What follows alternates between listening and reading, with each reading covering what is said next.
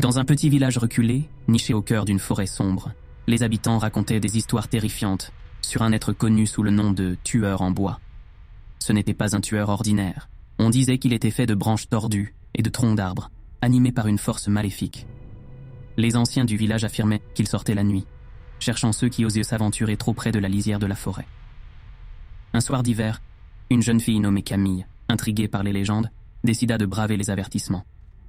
Armée d'une lampe torche et d'une bravade insensée, elle s'enfonça dans les bois, riant des histoires d'horreur que ses amis lui avaient racontées.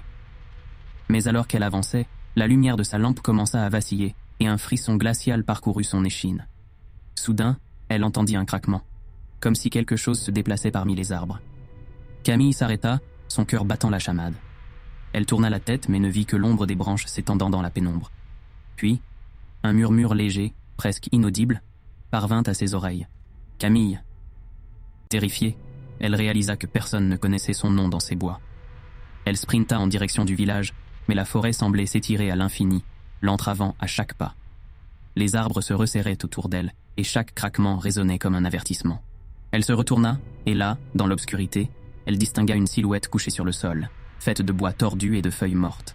Le tueur en bois était là, ses yeux vides brillant d'une lueur démoniaque.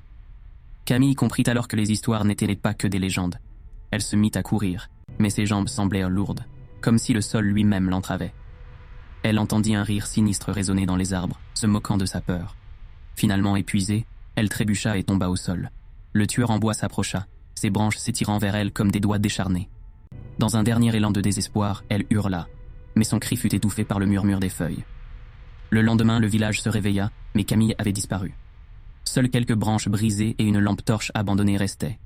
Les habitants, inquiets, se remémorèrent les histoires du tueur en bois, se jurant de ne jamais les ignorer à nouveau. Et dans la forêt, un rire sinistre résonnait, attendant la prochaine âme courageuse à capturer.